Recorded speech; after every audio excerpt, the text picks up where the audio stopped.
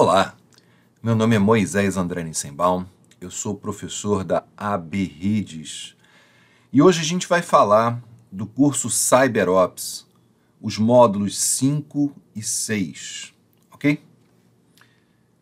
Muito bem, esse é o início do estudo de redes de computadores. O CyberOps tem um resumão do estudo de redes que é muito importante para quem está estudando segurança. No capítulo 5, nós vamos ver aqui comunicação em rede, protocolos, encapsulamento. Vamos lá? Muito bem, primeiro a gente tem que saber que existem vários tamanhos de rede. Redes domésticas, o que a gente está mais acostumado, com computadores, celulares e um roteador conectado à internet. Pequenos escritórios, ou então SOHO, significam alguns computadores ligados em rede, com também uma saída para a internet. Já as grandes e médias empresas, essas podem ter várias filiais no mesmo estado, na mesma cidade, no mesmo prédio ou mesmo mundialmente, com um roteamento mais complexo, também uma rede local baseada em cliente e servidor. E a internet, que é a maior rede de todas. Falando em cliente e servidor, como é que é uma rede cliente-servidor? Uma rede cliente-servidor tem alguns equipamentos, um ou mais equipamentos, que são dedicados a servir os demais, chamados de cliente. Dentre os serviços mais comuns, nós temos serviços de e-mail, um servidor web, compartilhamento de arquivos, serviço de impressão e etc. Algumas seções típicas que conectam a rede. Um aluno numa escola, por exemplo, uma escola que hoje em dia tem que ter uma estrutura Wi-Fi sofisticada para suportar várias conexões simultâneas. E aí as questões de segurança relacionadas à rede sem fio. Usuário jogador, que é aquele que tem que ter grande performance na rede, e para isso a rede tem que estar disponível, e essa é a questão de segurança principal. E uma rede ligada às profissões, que hoje em dia não existe mais trabalhar sem rede, né? E com todas as questões de segurança ligadas a esse tipo de trabalho. Não é à toa que foi colocado o exemplo do cirurgião, porque os dados médicos são muito sensíveis, ok? Continuando. Rota. Quando nós temos uma rede WAN, quando a gente se conecta na WAN, por exemplo, na internet, existem várias maneiras de chegar no mesmo local. Da mesma forma que quando você sai da sua casa para o trabalho ou para a escola, você pode pegar o ônibus, o metrô, um ônibus diferente de outro ônibus, cada um vai ter a sua rota. A mesma coisa acontece com os pacotes na internet. Existem várias rotas possíveis. E os protocolos de roteamento são responsáveis por decidir o melhor caminho, que a gente chama de roteamento. Existem alguns aplicativos que mostram para você qual é a rota de um determinado pacote. No Windows, Tracecert, no Linux, Traceroute. Vamos fazer esse laboratório em aula. Agora, vamos introduzir o conceito de protocolo. Todo mundo já ouviu falar em protocolo de comunicação? Na verdade, protocolos são regras. Assim como na comunicação humana, nós temos que ter regras. Por exemplo, falar a mesma língua, falar pausadamente, separar as frases, usar gramática. Todas essas são regras de comunicação oral. Nos computadores existem também regras. E algumas dessas regras estão aqui nessa figura. Por exemplo, a codificação que a mensagem usa deve ser conhecida pelos dois elementos principais da comunicação, que é emissor e receptor. Aliás, os três elementos principais da comunicação, seja ela qual for, é emissor, receptor e meio. São esses três, né? E todos esses protocolos estão ligados a isso. Formatação, tamanho da mensagem, temporização e opções de envio. São alguns protocolos ou regras que usam as redes de computadores, ok?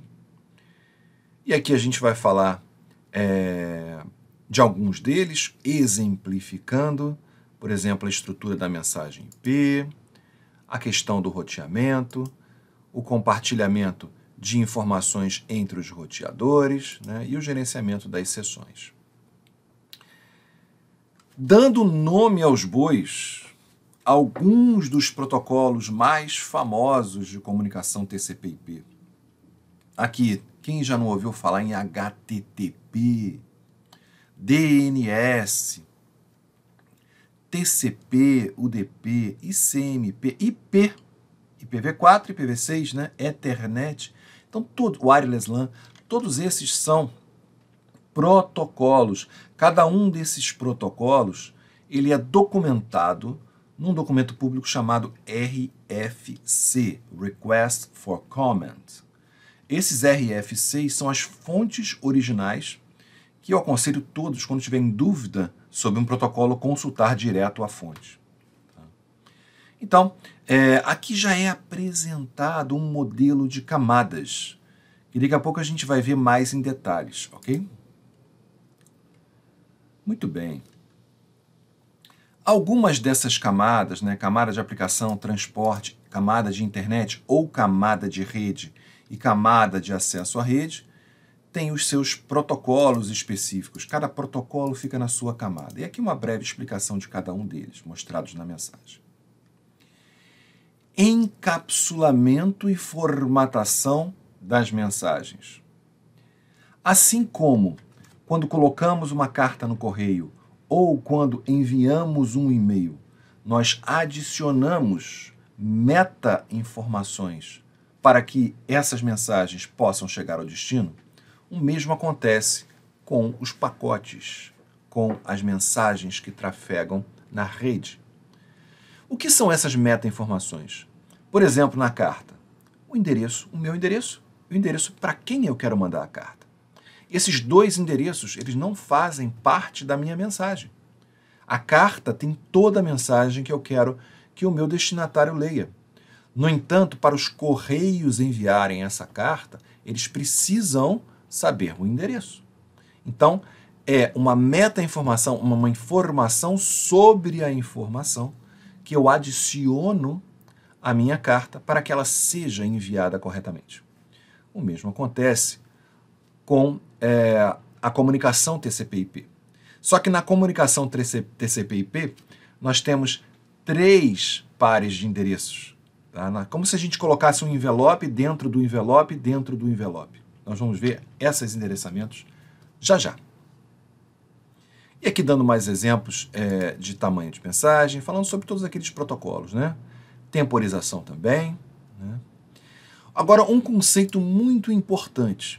Unicast, broadcast, multicast. O que é isso? Né? Uma comunicação unicast é uma comunicação que vai de uma máquina para outra máquina. Fica entre elas. Destino e origem, apenas um destino, apenas uma origem. Exemplo no mundo real, eu pego o telefone e converso com você. Eu estou falando contigo, a conversa é só entre nós dois. Já a comunicação em multicast, ela é semelhante a eu sintonizar um canal de TV ou um canal de rádio. Apenas as pessoas que sintonizam aquele canal vão escutar aquela mensagem. Então, a mesma coisa acontece aqui no multicast da rede de computadores. É de um para vários, certo? Todos aqueles que assinam esse multicast vão receber essa mensagem. Já o broadcast é diferente. O broadcast é de um para todos. É semelhante ao carro de pamonha, a Kombi da pamonha que passa aqui embaixo. Todo mundo ouve o que o cidadão está falando, vendendo a pamonha, não é verdade? Então, a mesma coisa, comunicação de um para todos da rede, ok? Ok, chegou na hora de falar do modelo de camadas. O que vem a ser isso? Já Descartes já falava, na antiguidade, que se a gente dividir um problema complexo em pequenas partes, isso vai nos possibilitar resolver o problema. Isso é usado até os dias de hoje. A engenharia opera assim, a medicina opera assim, qualquer campo da ciência social opera assim, as ciências operam assim. É claro que nós temos que ter uma visão holística, mas na hora de resolver o problema, nós dividimos em pequenas partes, porque é assim que nosso cérebro funciona. O mesmo ocorre com a rede de computadores. Nós temos aqui um modelo ISO-OSI, que é um modelo de 7 camadas, onde nós colocamos dentro de cada camada protocolos, equipamentos, problemas. Então, a gente divide para conquistar. Tá? Esse modelo ISO-OSI é um modelo básico para qualquer comunicação de rede de computadores. Já o modelo TCP/IP é baseado no modelo ISO-OSI e tem apenas 4 camadas. Vamos dar uma olhadinha em cada uma delas. Tá? Nós temos o usuário aqui em cima e nós temos aqui embaixo o fio, o meio físico. Tá? Entre o meio físico e o usuário estão as camadas da pilha TCP/IP. Quais sejam? Nós temos aqui a camada de acesso à rede, que compreende o enlace e físico. Tá? Essa camada de acesso à rede ela é ligada diretamente ao fio e codifica e também prepara essas mensagens que chegam no meio físico para as camadas superiores. E o inverso também. As mensagens que vêm da camada superiores e precisam entrar no meio físico, é essa camada de acesso que faz esse trabalho. Então nós vemos aqui conectores, fios, antenas de Wi-Fi, placa de rede, driver da placa de rede, endereço MAC, tudo isso fica aqui na camada de acesso à rede.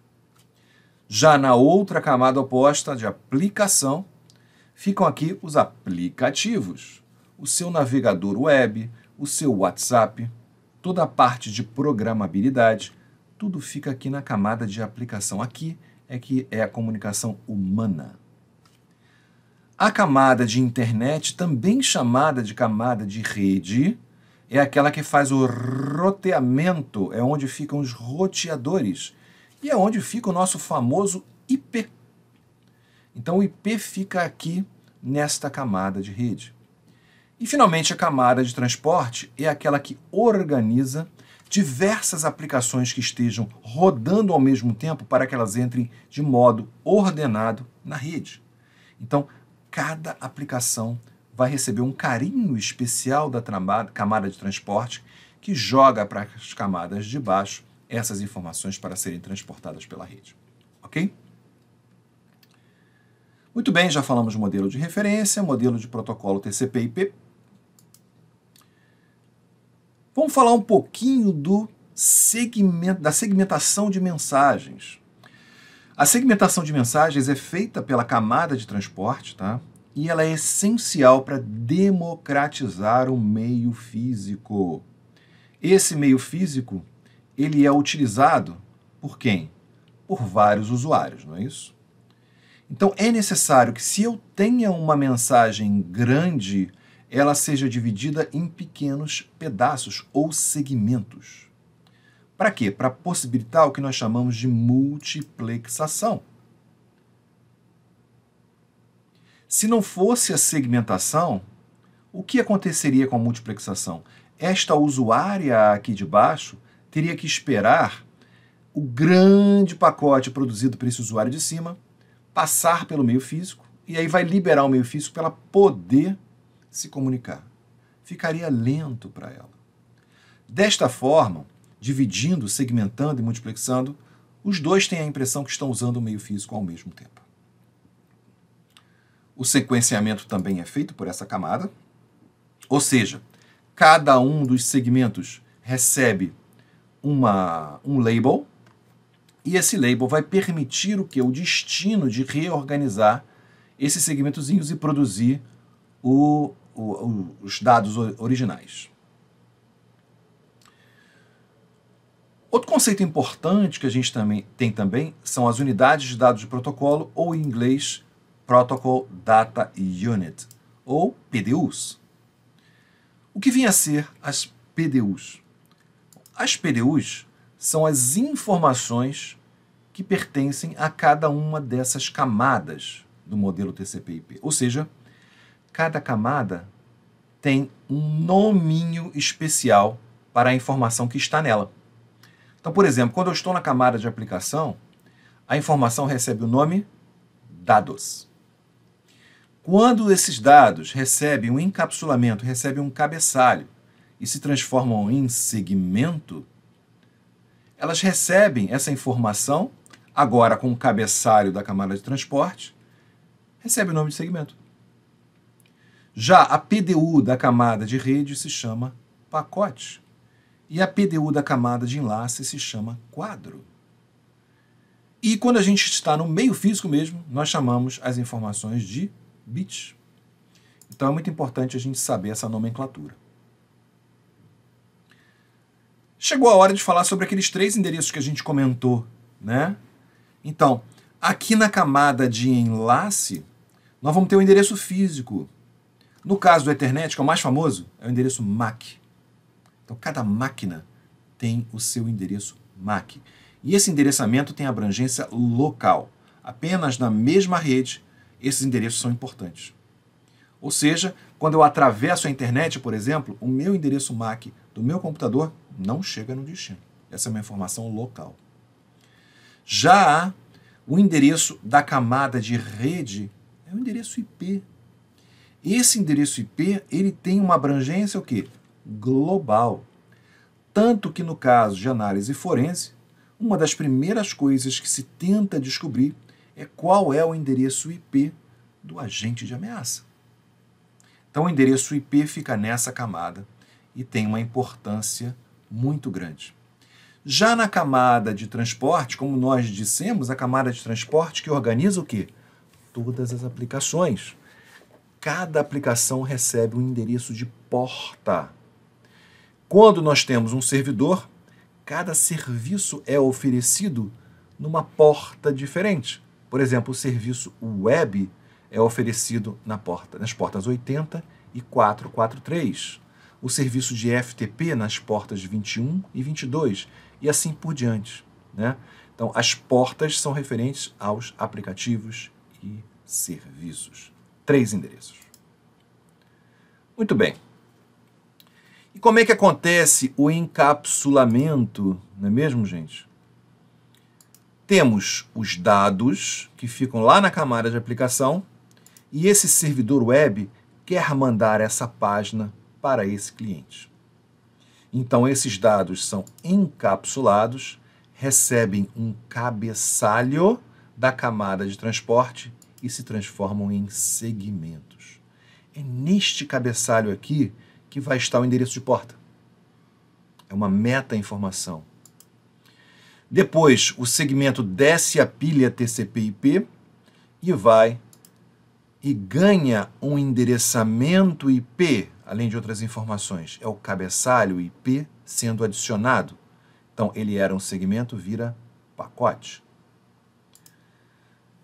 Em seguida, existe o encapsulamento da camada de enlace, onde ele ganha um cabeçalho Ethernet e também um trailerzinho aqui também para poder conferir esses dados, tá?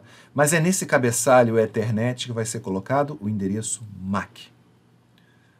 Prontos para ir para o meio físico, esse quadro se transforma em bits e é transmitido pelo meio físico, ok? Ao chegar no seu destino, nós vemos o desencapsulamento acontecendo, ou seja, os bits chegam no computador e vão subir a pilha TCP/IP, onde acontece o desencapsulamento de cada uma das camadas. Então, esses metadados são lidos, claro, que é conferido se esses dados são mesmo para esse cliente. E, finalmente, ao desencapsular todos os cabeçalhos, o cliente pode observar os dados fornecidos pelo servidor. O Wireshark é um excelente aplicativo, é um sniffer de rede, que nele, por meio dele, nós observamos exatamente essas camadas. Isso vai ser mostrado na aula ao vivo. Aqui tem um questionário para ver a sua compreensão desse assunto, um resumo e, finalmente, um quiz do módulo 5. Perfeito?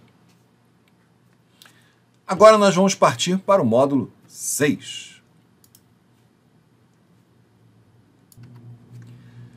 No módulo 6, nós vamos falar sobre Ethernet, IPv4, endereçamento IP, tipos de endereço IPv4, o famoso gateway padrão e também um pouco sobre IP versão 6.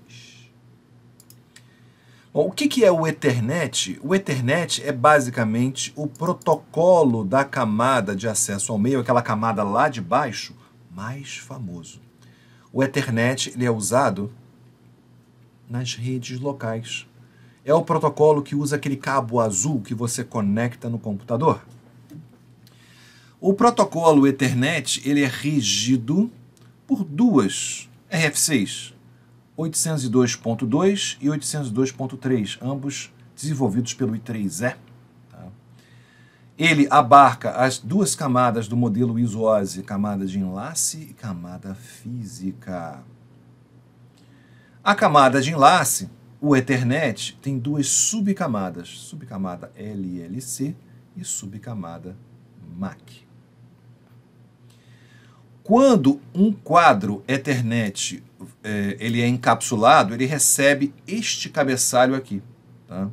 Tem um preâmbulo, o endereço MAC de destino, o endereço MAC de origem, isso é a parte mais importante do cabeçalho. Tem também o tipo do protocolo de cima, os dados em si, evidentemente, e esse FCS, que nada mais é que um campo que confere se o quadro está correto. É como se fossem aqueles 2 dígitos do CPF, que conferem se eu digitei o número certo. Mesma coisa que esse FCS faz. É o trailer. Para entender o endereço MAC, é importante relembrar a matemática hexadecimal, porque este endereço ele é colocado neste formato. Isso vai ser mais detalhado na aula ao vivo, ok? Então a gente pode representar o endereço MAC por números hexadecimais separados por tracinhos, por 2 pontos, ou mesmo por um ponto apenas. Tá? O que a gente vai ver é que cada um desses pares de números hexadecimais representam 1 byte ou 8 bits. Logo, o endereço MAC é um endereço de 48 bits. Ok? Temos aqui a verificação do Ethernet. Falemos agora sobre um endereçamento muito importante, que é o IP. O IP ele existe em 2 versões, o IP versão 4 e o IP versão 6, sendo versão 6 mais novo. Ambos na camada de rede ou camada de internet. Tá? O que este protocolo ele faz? Tá? A coisa principal que ele faz é o roteamento. Tá? Esse roteamento ele é feito pelos roteadores e também por todo dispositivo que se conecta na rede. Todo dispositivo tem uma tabela de roteamento. O que a tabela de roteamento vai dizer? Que um determinado pacote ele vai ser encaminhado para um próximo salto para poder chegar ao seu destino. Basicamente, o roteamento é isso. Vamos aqui ver o cabeçalho do IP. No caso, o cabeçalho, a gente vai ver em mais detalhes num outro slide. E agora algumas características do IP, muito importantes. Tá? Quais são? 3. Sem conexão, melhor esforço independência da mídia utilizada. Tá? Então, o que é ser sem conexão? Tá? Sem conexão é que a entrega do pacote não é garantida. Tá certo? Eu jogo um pacote na rede e ele vai passar pelo roteamento. Eu sou o primeiro, eu sou o emissor, eu não tenho como saber por meio do IP se esse pacote chegou no destino ou não. As camadas superiores é que vão ser responsáveis por essa informação. Então o IP, até mesmo para ser rápido, ele simplesmente roteia, vai roteando os pacotes. Okay? Então isso é ser sem conexão. Não existe um estabelecimento de sessão para haver comunicação IP. Melhor esforço é a decisão do roteamento, tá certo? Então, o IP, o protocolo IP, ele é responsável por decidir qual é o melhor caminho, ok? Independente de mídia.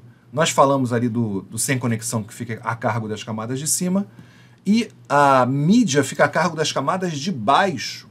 Então, tanto faz se eu estou transportando no meio de cobre, numa comunicação WAN, fibra ótica, Wi-Fi, para o IP não importa. O IP é igual, o encapsulamento IP é o mesmo, independente da mídia que eu vou utilizar. Tá legal? Essas são as 3 características, e aqui um questionáriozinho sobre isso. Cabeçalho. Bom, além do endereço IP de origem e endereço IP de destino, vocês veem aqui que o cabeçalho IPv4 tem vários elementos a mais. Tá? Primeiro, um detalhe sobre esta figura aqui. No caso, o cabeçalho do IP, ele tem 20 bytes. Só que em vez de colocar uma tripa enorme aqui, de byte 1, byte 2, byte 3, etc., até o byte 20, essa forma de representar aqui esse cabeçalho é bastante interessante. Ele empilha de 4 em 4 bytes. Então aqui eu tenho os primeiros 4 bytes, depois vem os próximos, os próximos, os próximos e os próximos, tá? Daqui a gente tira uma conclusão, ó. O endereço IP tem 32 bits ou 4 bytes. Tá? Então, esses vários elementos aqui, nós vamos falar só do que está coloridinho aqui, ok? Endereço IP de origem, endereço IP de destino, todos já sabem o que é. O protocolo, esse campo aqui nos diz qual é o protocolo que está sendo usado na camada de cima. No caso, camada de cima é camada de transporte. Os dois mais comuns nesse caso, ou é TCP ou é UDP. Então, nesse cabeçalho já vem essa informação. Vida útil. A vida útil, ou TTL, Time to Live, é um número que a cada roteador que atravessa o pacote, esse número é decrementado. Por exemplo, digamos que o TTL de um determinado pacote sai do meu computador com um número 64. Ao passar pelo primeiro roteador, ele vira 63. Quando passa pelo segundo roteador, ele vira 62 e assim por diante. Se por acaso um roteador recebe um pacote com TTL 1, ele vai zerar esse TTL e vai descartar o pacote. Isso é fundamental para evitar loops de camada 3. Tá? Bom, o primeiro item aqui é a versão, se é IPv4, se é IPv6, e esse campo aqui é relacionado com qualidade de serviço. Muito bem, esse é o cabeçalho IP. Mais um questionáriozinho sobre cabeçalho IP. Agora nós vamos ver a anatomia do endereço IP. O endereço IP, como nós já falamos, tem 32 bits. E assim como o nosso endereço residencial, ele é dividido em 2 partes. Parte de rede e parte de host. Vamos fazer uma analogia com o nosso endereço residencial. Você, eu, todos moramos numa rua. Nesta rua tem vários prédios. Cada prédio tem um número. O nome da rua é como se fosse a parte de rede. É comum a todos da minha vizinhança. Já o número da casa é equivalente à parte de host. É o que identifica aquela casa dentro daquela vizinhança. Tá? Então, parte de rede é todos os computadores e dispositivos na minha rede vão ter a mesma parte de rede. E parte de host varia de host para host. Entendido? O número de bits que tem na parte de rede e que tem na parte de host é definido pela máscara de subrede. Então, a máscara vai me dizer quais desses 32 bits fazem parte da parte de rede e quais fazem parte da parte de host. E como é feito isso? De maneira muito simples. A máscara ela é composta de uma sequência de uns seguido de uma sequência de zeros. Quando eu faço um batimento aqui entre o endereço IP e a máscara, toda parte do endereço IP que bate com os uns vai ser parte de rede.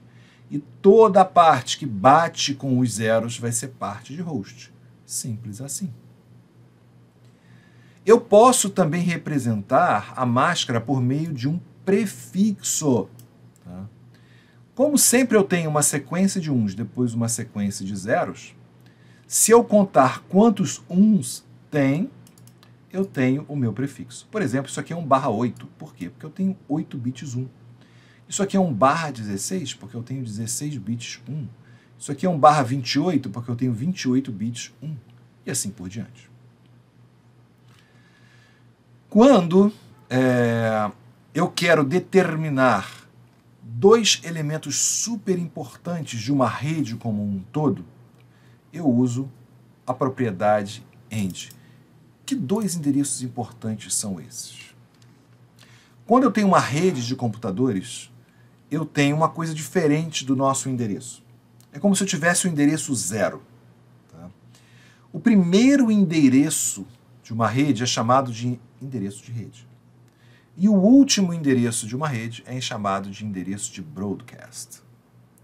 O último, evidentemente, dá para saber para que serve. Quando eu quero mandar uma mensagem em broadcast para todos os elementos da minha rede, Kombi da pamonha, eu coloco como endereço de destino aquele endereço de broadcast. Já o endereço de rede é um endereço que nomeia aquela rede. E ele, tanto o de broadcast como o de rede, não podem ser usados para endereçar nenhum dispositivo de rede. São reservados. Para eu achar qual o endereço de rede, para eu calcular qual o endereço de rede baseado no endereço IP dado, eu faço a operação AND entre o endereço e a máscara. Desta forma, o que efetivamente eu vou fazer? Eu vou repetir a parte de rede e vou zerar a parte de host. Exemplo. Digamos que na minha rede eu tenha vários endereços.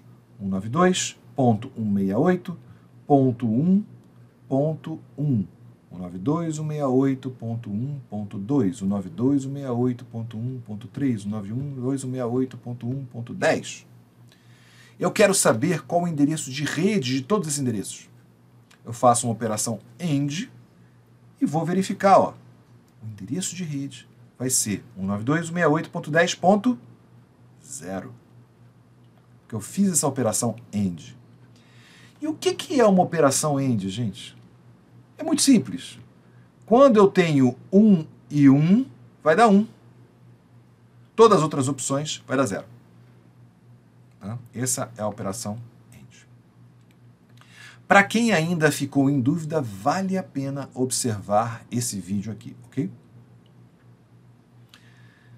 Subredes e domínios de broadcast. O que é isso? Tá? Vamos fazer a nossa analogia com a rua onde a gente mora. Tá? Digamos que eu tenho uma rua muito comprida. Tá? E essa rua muito comprida tem os números de casa 1, 2, 3, 4, 5, 1000, 2000, 3000. Certo? Pode ser que para os correios isso fique muito complicado de entregar as cartas para essa rua com vários números. O que a gente pode fazer? A gente pode dividir essas ruas em sub-ruas. Ou seja, a gente divide aquela rua. Então, digamos que eu tinha a rua número 1, eu divido a rua em número 1.1, 1.2, 1.3, 1.4. Cada uma das ruas com menos casas. A mesma coisa eu posso fazer com uma rede que está muito grande. Tá?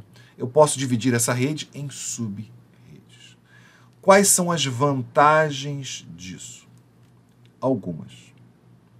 Em primeiro lugar, o nome que eu dou a uma sub-rede dessa, ou mesmo a rede grande, é um domínio de broadcast. O que significa um domínio de broadcast? Se eu enviar um pacote cujo destino é broadcast, todos daquela rede ouvirão esse pacote. Então, se eu tenho uma rede muito grande, eu tenho muita circulação de endereços de broadcast.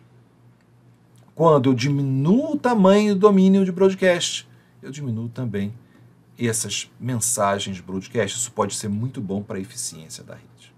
Tá certo? Então, aqui ele está mostrando uma rede grande dividido em duas redes. Tá certo? Essa divisão pode ser feita baseada em 3 critérios. Simplesmente a localização, ou seja, primeiro andar na rede 1, segundo andar na rede 2, terceiro andar na rede 3 e assim por diante. Pode ser por departamento ou função.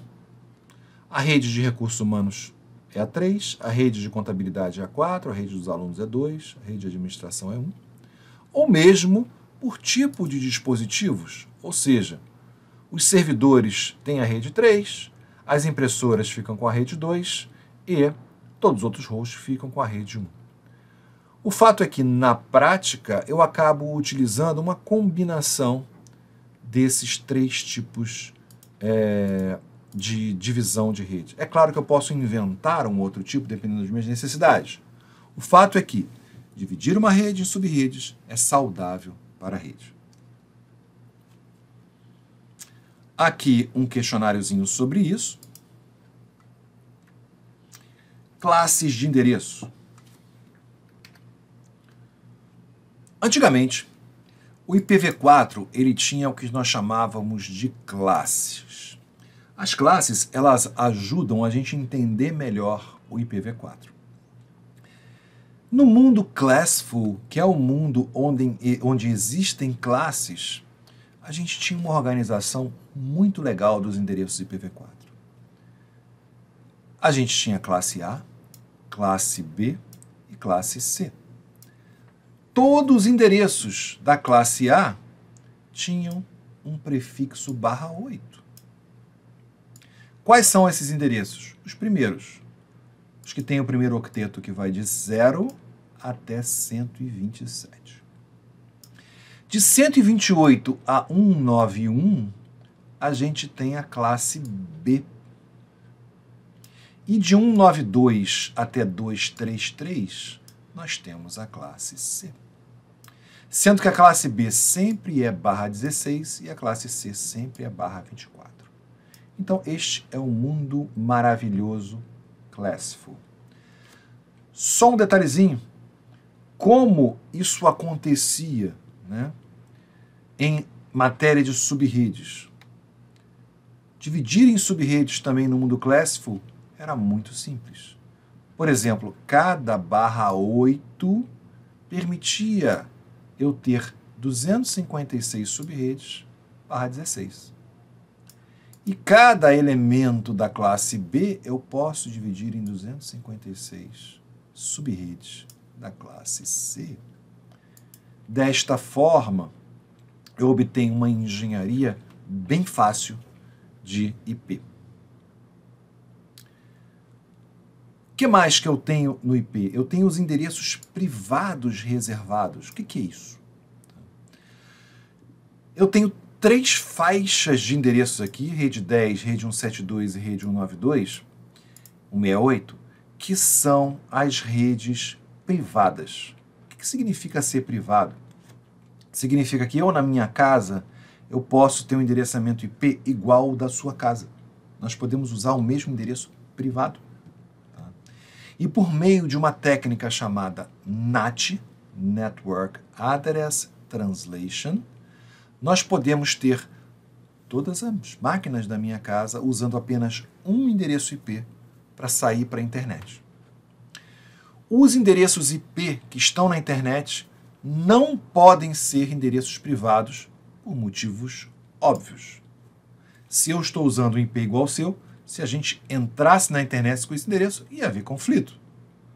Né? Chegando um pacote para esse endereço, para onde eu vou mandar? Para a sua casa ou para a minha casa?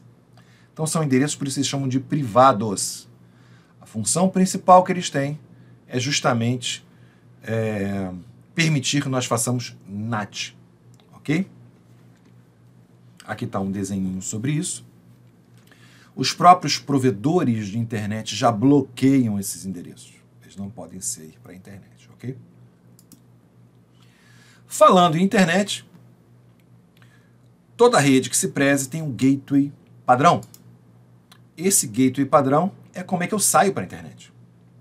Então, se eu tenho a rede aqui da minha casa e eu quero me comunicar com a minha impressora ou com o computador da minha esposa, eu uso a rede local, não preciso de gateway padrão.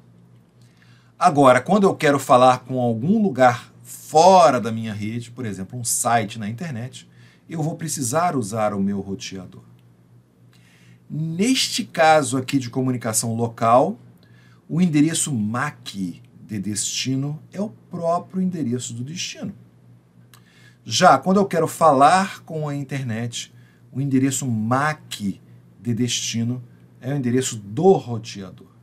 Lembrando, endereço MAC, abrangência local, endereço IP, abrangência global. Muito bem, isso que nós falamos. Falar um pouquinho sobre tabela de roteamento, tá? A tabela de roteamento, seja dos hosts, seja do roteador, nada mais é que uma tabela que tem endereço de origem, endereço de destino e uma terceira coluna, por onde eu vou. Tá certo? Então, quando eu tenho um endereço de origem, é o endereço do meu computador. Endereço de destino é aonde eu quero chegar. E o gateway, que pode ser o padrão ou não, o gateway é por qual roteador eu vou. Tá certo?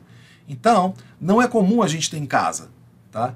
Mas, se eu tiver, por exemplo, uma empresa, eu posso ter várias rotas diferentes, vários roteadores diferentes, dependendo do local onde eu quero chegar. Aonde é comum ter essas múltiplas opções? Na internet. Então, se eu tenho um roteador da internet, ele pode ter várias interfaces diferentes.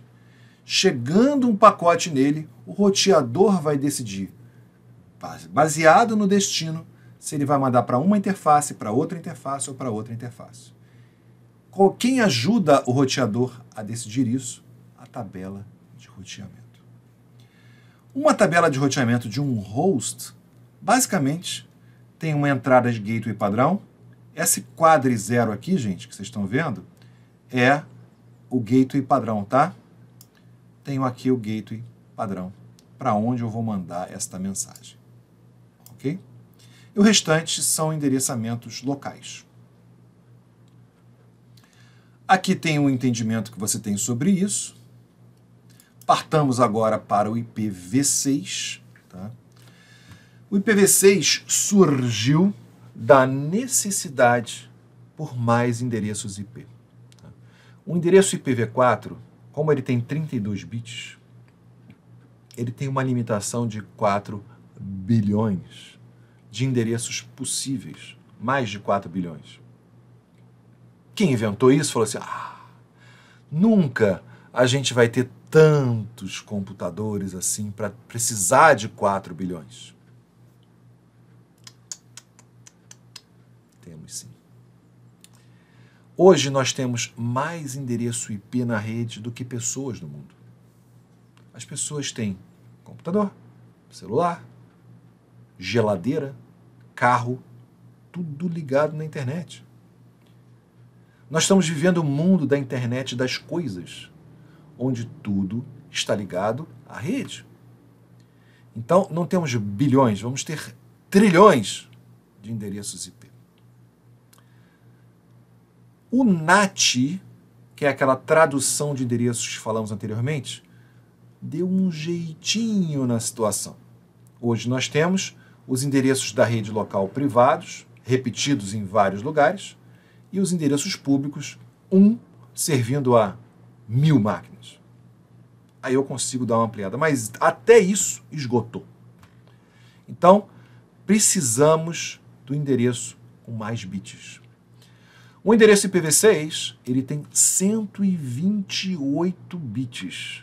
2 elevado a 128 dá um número gigante. Há um cálculo que diz que se para cada grão de areia que existe na face da Terra colocássemos um endereço IPv6, mesmo assim sobraria endereço IPv6. Então, pelo menos por enquanto, enquanto nós não somos intergalácticos, o IPv6 está dando conta do recado. O que nós estamos vivendo hoje é uma transição do IPv4 para o IPv6. Nós vivemos hoje o que nós chamamos de pilha dupla.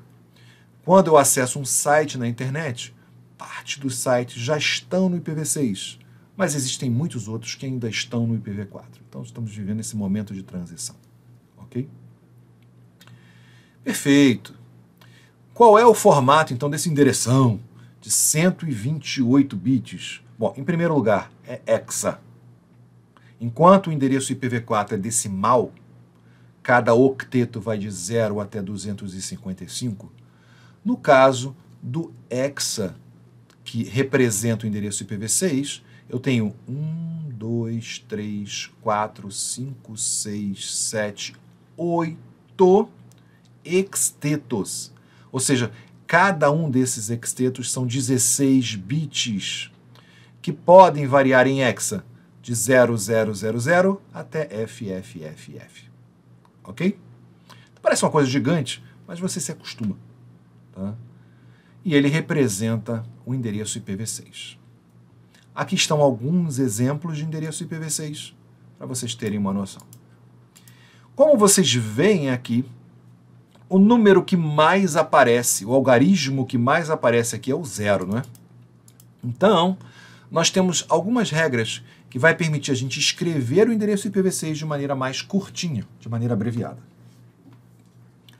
O primeiro deles a gente já usa no IPv4, aliás, a gente já usa em tudo, né? Por exemplo, eu vou pagar R$5. Ninguém vai dizer que eu vou pagar 005 reais, né? Se eu tenho na minha conta bancária de 0 a 100 reais, eu tenho 3 dígitos. Eu não digo que eu vou te pagar 0,10 reais. Eu vou te pagar 10 reais. Então, o zero à esquerda, como diz o dito popular, zero à esquerda não vale nada. Tá certo? Você quer dizer que alguma coisa não vale nada? Isso é um zero à esquerda. Então, nós omitimos o zero à esquerda. Então, nós podemos, por exemplo, colocar 01AB como simplesmente 1AB. 00AB, AB. Mas cuidado, 0 à direita eu não posso omitir, tá bom? Ninguém vai querer receber R$1 em vez de 100 reais, tá certo? Ok. Então aqui tá vários exemplos da gente omitir o zero à esquerda. A segunda regra, aí sim, aí já é característica do IPv6, tá bom? O que eu tenho? Dois pontos duplos. Dois pontos duplos simplificam o quê? Uma sequência de zeros. Então, se eu tenho uma sequência de zeros, como mostrado aqui, eu posso substituir por 2 pontos, 2 pontos. Então, ele fica mais curtinho. Mas cuidado, eu só posso fazer isso uma vez. Então, não existe endereço IPv6 com esses 2 pontos duplos em 2 localidades diferentes, ok? Beleza. Prefixo do IPv6. Assim como o IPv4 tem prefixo também, assim como o IPv4 tem parte de rede e parte de host, IPv6 também tem essas duas partes. Só que decidiram mudar de nome. Não me pergunte por quê. Aqui se chama prefixo e ID da interface. Faz a mesma coisa da parte de rede e parte de host. Mas ficou mais bonito esse nome, prefixo e ID da interface. Tá ótimo assim. Tudo bem. Nós trabalhamos com isso. Tenho uma boa notícia para você. 99,99% dos endereços IPv6 tem prefixo 64. Ou seja, não tem aquela confusão do IPv4 de usar prefixo /8, /16, /24, /29, /30. Tem isso. É só /64. Acabou. Simplificou. Então, o prefixo, ou, entre aspas, a parte de rede, vai ser metade do endereço IPv6, 64 bits. Já o ID da interface, aquele que identifica a máquina na rede, também vai ter 64 bits. Simples assim. Aqui um vídeo mostrando o endereçamento IP, tanto de camada 2, que é o endereço MAC, quanto de camada 3, que é o endereço IP. Tá? E um exercíciozinho sobre representação do IPv6. Pessoal, com isso a gente termina a parte de sala de aula invertida dos módulos 5 e 6. Até a aula ao vivo e bons estudos!